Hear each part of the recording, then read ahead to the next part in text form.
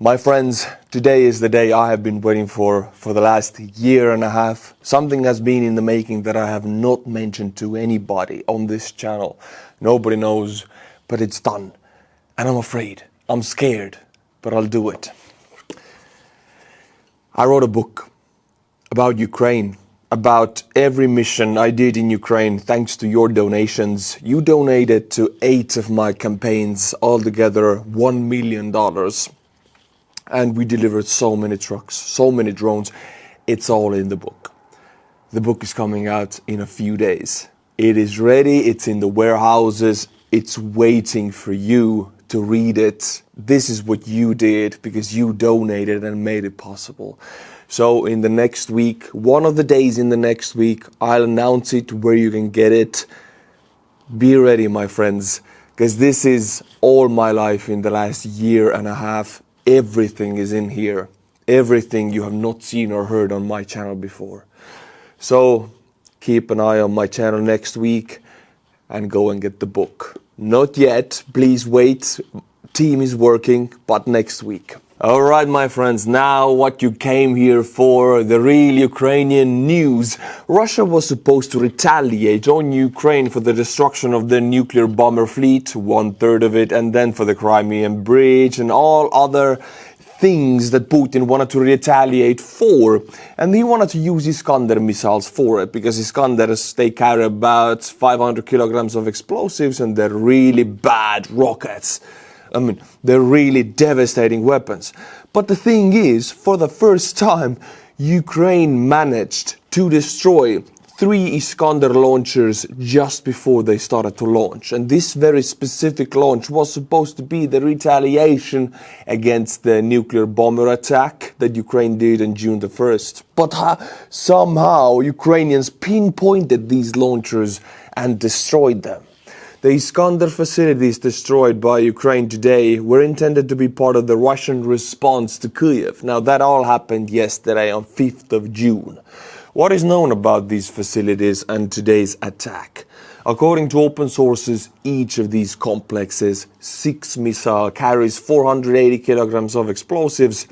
I mean, this is one of the biggest explosives amounts in a missile. Not the biggest, but one of the biggest. This is extremely impressive and expensive weapon. These missiles were designed to hit strategically important targets, airfields and headquarters. Yeah, Iskander is such an expensive and big and modern Russian missile that even they don't hit civilian targets with them. Usually, they used a lot of them at the first days of the invasion to target Ukrainian airfields. Official range is up to 500 kilometers. As previously reported by the General Staff, one facility was completely destroyed, its ammunition detonated. 2 other facilities are believed to have sustained significant damage as a result of the explosions. Russia lost tens of millions of dollars, as one missile is 1 to 2 million and the entire complex is 30 to 40 million. And we're gonna watch videos about it also. This is big because Iskander is, in a way, like HIMARS, that it's extremely hard to hit for the enemy. It goes, it shoots, it bails, and it all happens within 1 to 2 minutes, extremely fast. But in this instance, Ukrainians were able to pinpoint their location before they shot. And the rest is history. Look at that beautiful exported freedom. Wow, nice. Damn, I love it. This was supposed to be Putin's revenge, but it turned to be a Ukrainian fireworks show. I don't know what to put here. I mean, this is wonderful. Now, these missiles were, of course, in different locations. Here is another one in the airfield in Bryansk Oblast. And you can hear it happening. That's the other one being knocked out cold, demilitarized. And the photos, of course, speak for themselves. I mean, Iskander missiles themselves having so much packed explosives that if you hit a launcher, the kaboom will be massive and beautiful and just, I want to cry of happiness. This is how good it is. But what it is a real tribute to Ukrainian counterintelligence, because hitting a weapon system that will be on a location only for a few minutes before leaving, you gotta be very fast with your intel, very fast with your communications, very fast with your drones. Everything has to be on point, oiled, fast, working efficiently, and it did. This is how we get the destructions of these Iskander systems. A big loss for Russia, not because of these systems, but because Ukraine has just proved that it doesn't matter that Russia can shoot within minutes and leave. Ukrainian intel is faster. That puts every other weapon system at risk that operates the same way. Now, Trump himself spoke to Putin after June the 1st attack and parroted Putin's revenge plans. But Ukraine is really ruining these plans because they are bombarding Russia day in and day out. I mean, we go to Engels airfields, and this is the strategic aviation fuel storage. So, strategic aviation, the very one that Ukraine destroyed 1/3 of. Now they go to the fuel of that strategic aviation, and they're gonna burn that also. This is 3 fuel silos burning, I know that. And this is plain fuel, to put it plainly in our terms. Look how beautiful this is. So first they take out the nuclear-capable bombers, long-range strategic aviation, and now they take out the fuel. So they're really just hunting everything that is connected to long-range bombers, because these are the bombers that are responsible for majority of missiles shot to Ukraine. And of course, there's plenty of videos about it, and I just want to share them. Let's watch them together to witness these beautiful moments. Look at that fireworks. If I was Russian right now, I'd be going there to fry my sausages. The fire is free, provided by the state. And here is another angle. I mean, we gotta thank the Engels citizens of Russia for providing us wonderful footage of this hit from different angles. I have different angles to choose from. This is how well this attack is documented. And again, 3 fuel silos are burning, which renders this entire fuel silo pretty much useless now. By the way, Putin threatened a big revenge, as I mentioned many times already, and everybody's supposed to be afraid of Oreshnik missile. Russians are so horny about it, they're talking about it day in and day out, they're having wet dreams about it.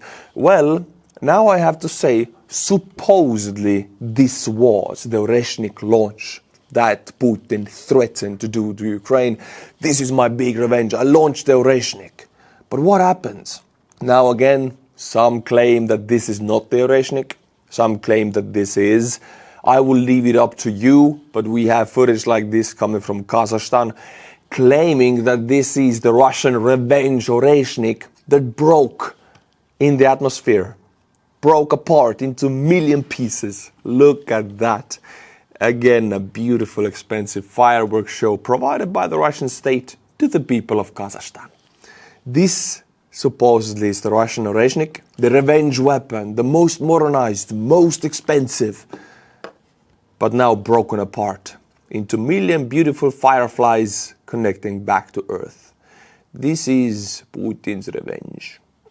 So what exactly happened with this Oreshnik? For debris to land in western Kazakhstan, the missile must launch with or divert to an eastern trajectory, likely due to severe guidance failure or a staging malfunction. Failure path shift, a mid to late boost phase failure or misfire to the southeast could arc debris over the Volga River region and into western Kazakhstan. Range needed. Debris would need to travel 1,200 to 1,400 kilometers from launch. And there's plenty more information about it, how it could have happened, but the point is, if this is Oreshnik, if this is the Putin's revenge everybody's been parroting about, including Trump for some reason, then it is a massive failure for Putin. Especially taking into consideration that we have tons and tons of videos of Ukraine now hitting the fuel silos, hitting everything. I mean, there's a massive drone attack into Russia tonight, there was, and now Putin's revenge missile just breaks apart. So, not so good for Putin. Ever since I was a kid, my father always had this one old wallet. It was really faded and old. I think he really needs a proper upgrade, and I can time it to Father's Day. He will get the Extra Wallet Pro. Upgraded Extra Wallet Pro holds 1 to 14 different cards and bills and has a metal card ejector trigger. It is built to last and even has a lifetime warranty. I couldn't give him anything that will fall apart like most wallets nowadays, so it has to be Ekster. But Ekster also sent something for me and my wife. We are going to travel this summer and we are using this Ekster travel compression bag, which triples my packing space by compressing my clothes. It's made from strong anti-rip nylon and is waterproof.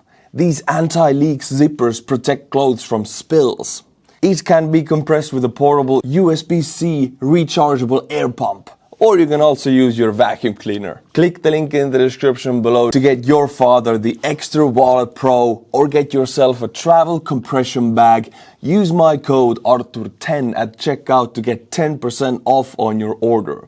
Thank you Extra for sponsoring today's video. Alright my friends, Ukrainians released more never before seen footage about the Operation Spiderweb of June the 1st. Let's watch the first few moments. This is the very truck with these small mobile homes in the back that actually has hundreds of drones. Look at that, I'm just a small house, nothing suspicious.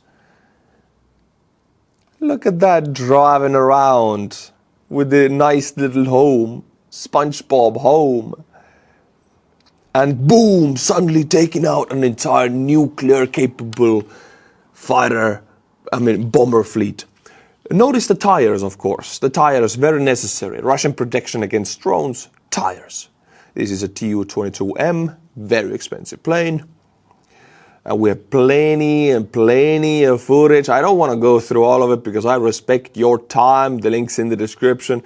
But there's so much footage that you couldn't even argue how much Russian planes were destroyed. And by the way, check this out. A-50s, 2 of them in this footage. 1, 2, both of them have tires on top, of course, because it's Russia. You put tires up on top if you want to protect it. And they're landing on the dome. Bada beam, bada boom. Taken out, my friends.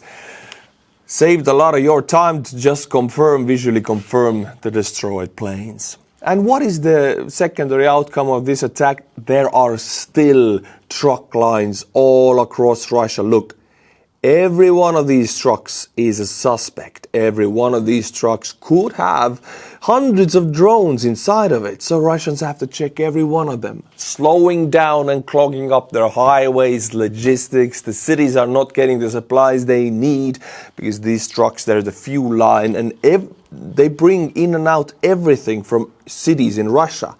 If they don't work, businesses don't work. There's no supplies in the cities. Even a regular shopping mall, it's truck-based logistics. The last mile logistics is always with trucks.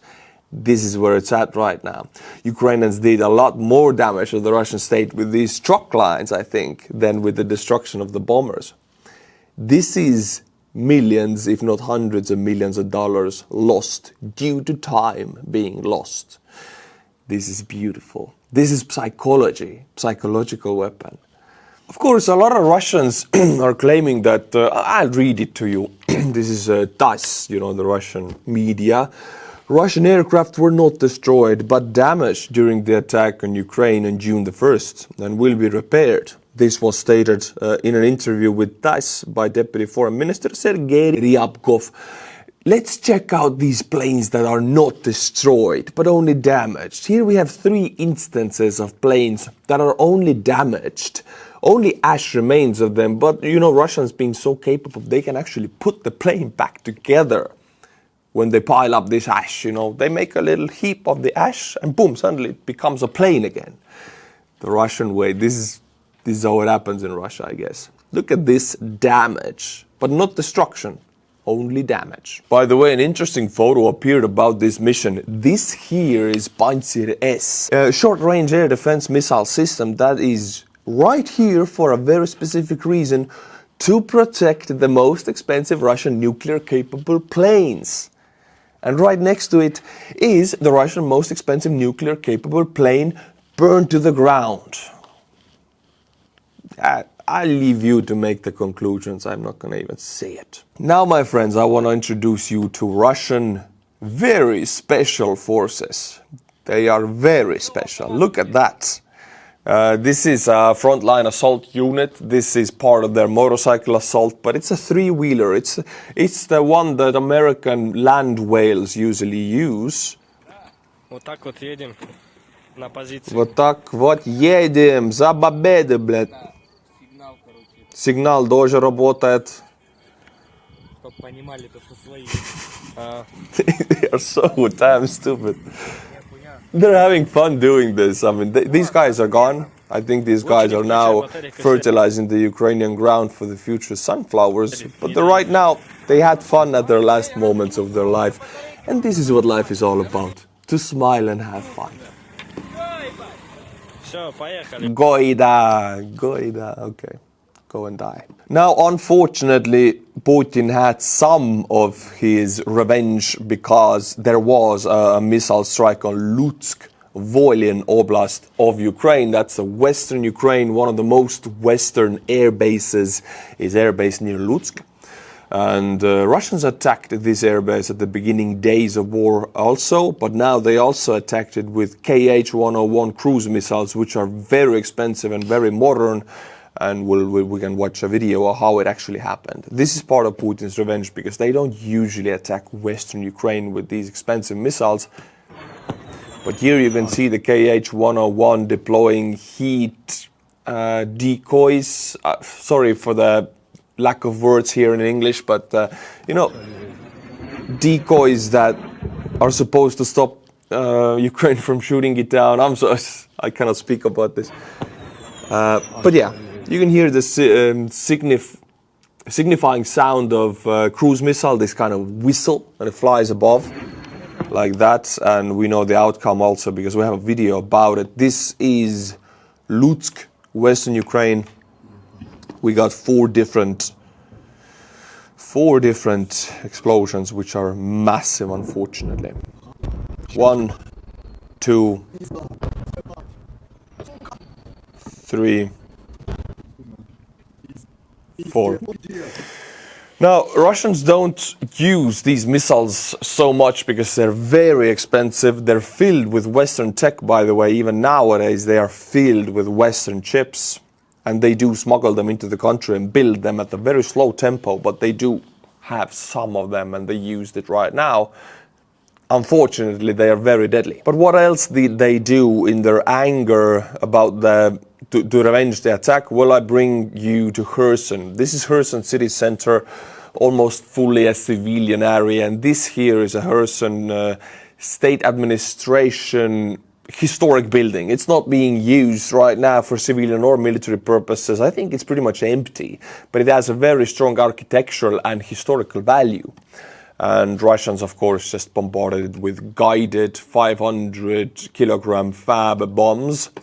A few of them, 4 of them, I think, went into the building. It's just anger destruction. I mean, all they wanted was to get this clip, because this is a Russian FPV filming destruction of this building. There's nothing to be gained from it. Correct me if I'm wrong, I think this building was empty and not being used actively, but it's in the city center, in the historical part. So destroying it gives you a nice visual to show to your internal audience. And that's what they're doing here. Just destroying the building for the sake of it, to get this clip to show that we have revenged Ukraine. You know, Ukraine destroyed military targets, and Russia is bombarding civilian buildings, administrative buildings. Here we can see it happening on another angle. Boom. It's very bad, and it shows how little capable Russia is to revenge an attack that Ukraine did very effectively. People saying that Russia is holding back, or Russia had these secret armies. Why are they not using them? I mean, Ukraine destroyed their nuclear bombers, for Christ's sake. If I was Russia right now, I'd be putting all in. Like, you destroy my nuclear powers, I'm going to sell all my secret armies in. There are no secret armies. There are no secret capabilities everything Russia has is public on the front. Now, my friends, it's your time to click away because I'll open up the Pandora's box of Trump and Musk.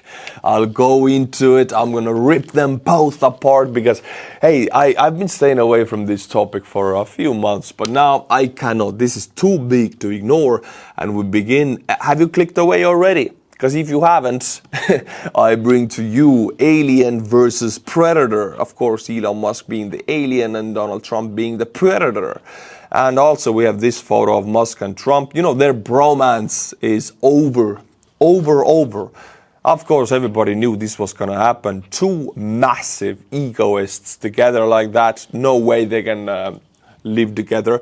And Elon has been removed from everything. Let's see. It all began yesterday, and these two dudes took it to X and Truth Social, you know, Donald Trump wannabe media platform, to start a word fight with each other. Let's go through what they said, because this would rock the American politics to its foundation. We begin with Donald Trump saying the easiest way to save money in our budget, billions and billions of dollars, is to terminate Elon's governmental subsidies and contracts. I was always surprised that Biden didn't do it.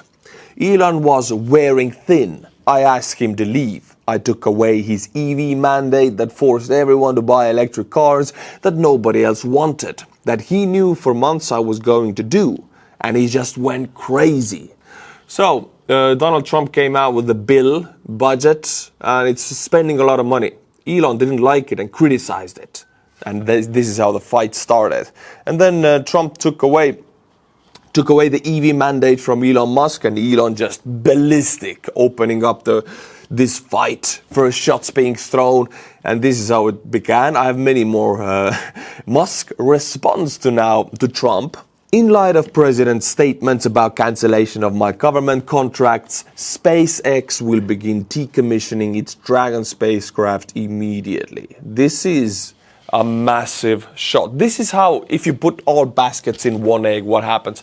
You know, if United States is ordering spacecraft from a company that can't be controlled by one man's egotism, then this is the outcome. If you piss off that man, you will lose your spacecraft, pretty much.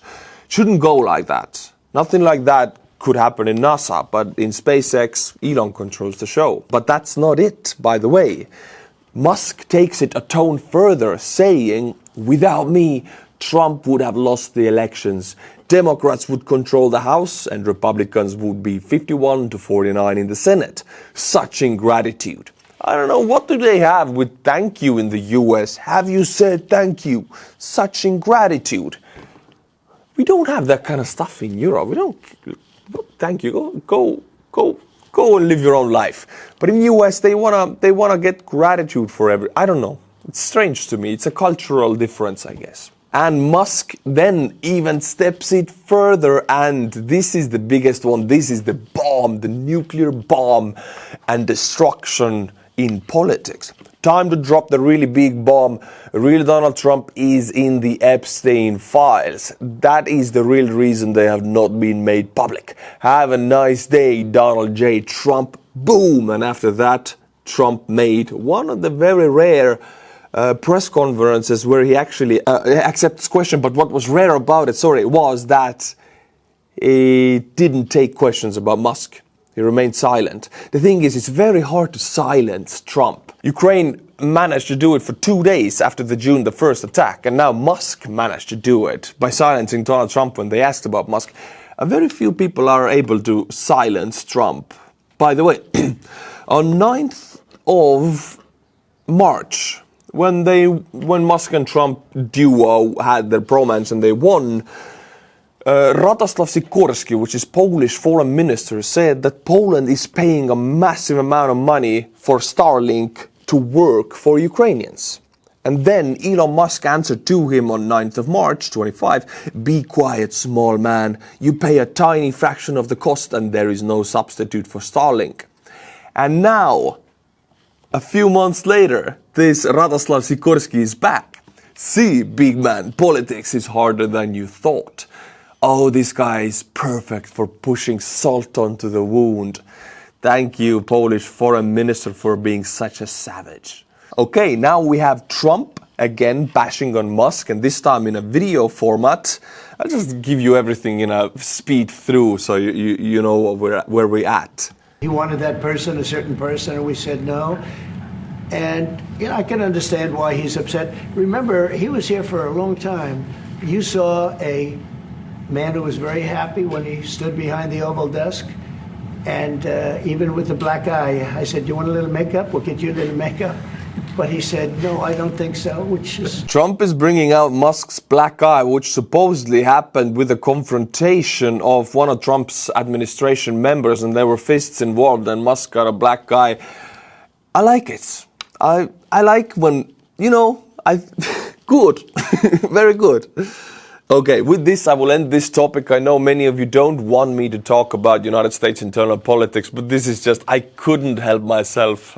So if you clicked away now, you can click back, but you're not on the video, so I don't know how you know that I finished this topic.